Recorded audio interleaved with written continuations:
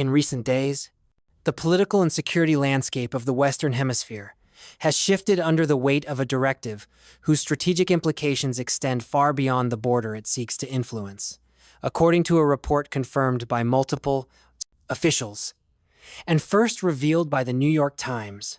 President Donald Trump has signed in secrecy a formal order instructing the Department of Defense to begin employing United States military force against certain Latin American drug cartels, designated by his administration as terrorist organizations.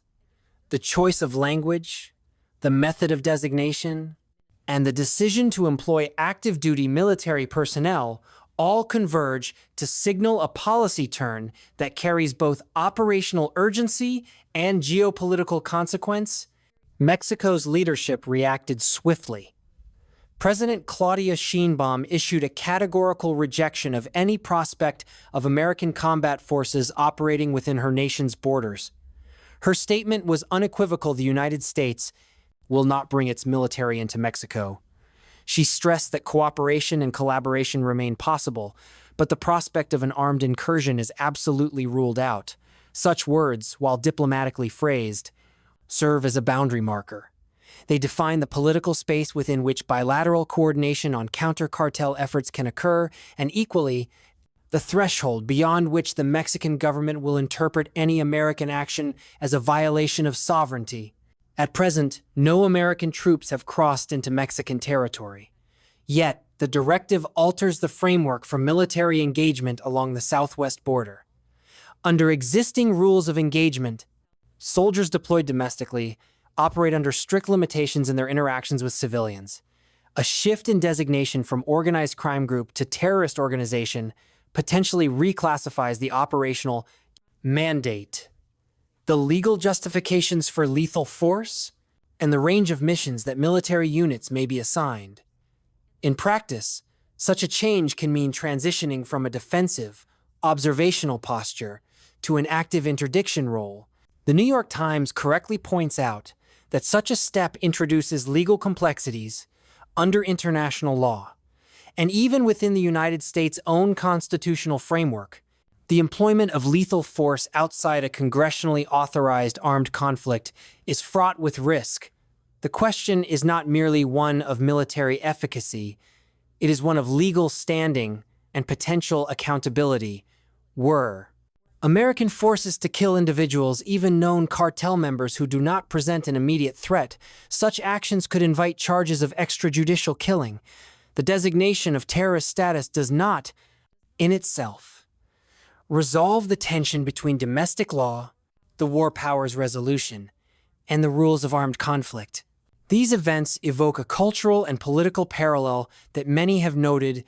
The Tom Clancy novel, Clear and Present Danger, adapted into a 1994 film, portrays an American administration authorizing a covert military operation against Colombian cartels.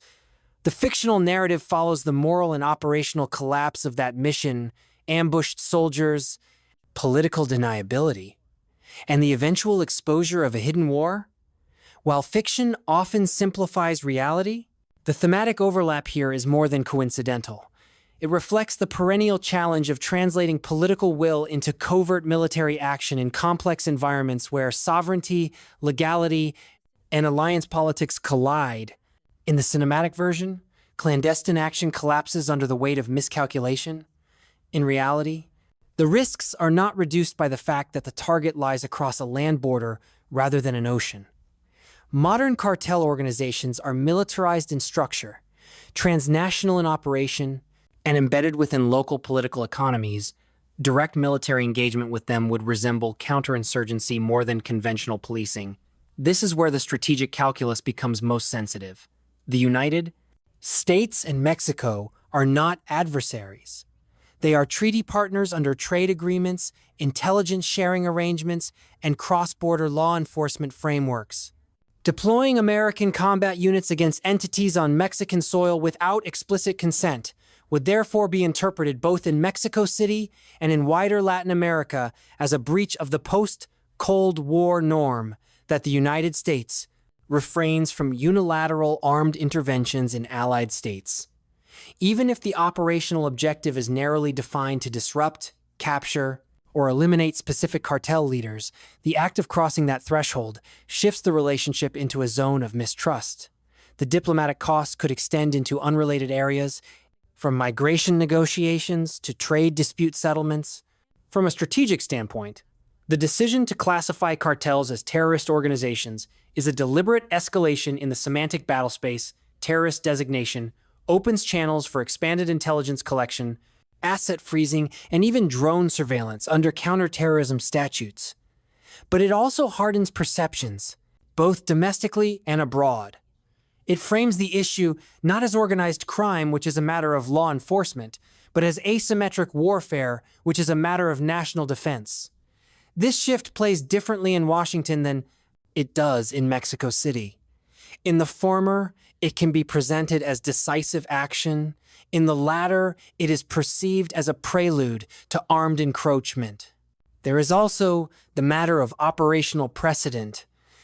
United States military force has, in modern history, been employed beyond national borders without formal declarations of war, often justified by self-defense against non-state actors. The 2011 raid on Osama bin Laden's compound in Pakistan stands as a notable example. That operation, though tactically successful, strained relations with Islamabad for years. The difference here is geographical and political. Mexico is not a distant security partner, but a contiguous neighbor whose economic integration with the United States is deep and complex. History warns that armed operations against transnational criminal entities often trigger unintended consequences. In Colombia, the intensification of military action against cartels in the 1980s and 1990s coincided with spirals of violence, political assassinations, and mass displacement in Mexico itself. The militarization of counter-narcotics strategy since 2006 has led to sustained high casualty rates without a decisive strategic victory.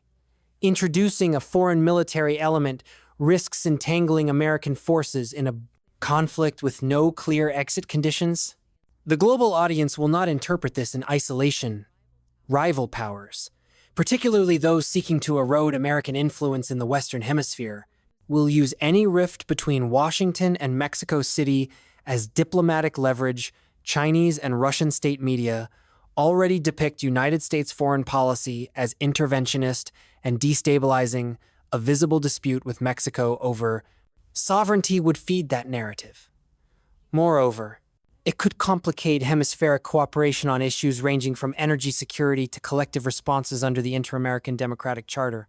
The deeper geopolitical question is whether the United States is prepared to absorb the diplomatic, legal, and operational costs of reclassifying a criminal problem as a counterterrorism mission. The logic of escalation suggests that once this threshold is crossed, future administrations will find it easier to authorize similar operations elsewhere. This could gradually normalize military intervention against non-state actors without host nation approval, altering the framework of international law. For now, the directive remains a potentiality rather than an executed mission. But the issuance of such an order is itself a form of signaling. It communicates to domestic audiences that the administration is willing to act forcefully. It signals to the cartels that the United States may be prepared to treat them as enemy combatants. And it signals to Mexico that Washington is willing to unilaterally redefine the terms of cooperation. Each of these messages carries weight. Each shapes the environment in which any eventual decision will be made. The strategic balance here is delicate. A policy framed as defending national security must also preserve the very alliances that underpin regional stability. The path forward will require a choice between unilateral demonstration of force and the slower, less visible work of sustained bilateral operations. History, law, and geography all suggest that the latter, while less dramatic, offers a more durable outcome. But the political cycle favors the former. That is the dilemma. And as with many dilemmas in geopolitics, The costs of miscalculation will not be paid in theory.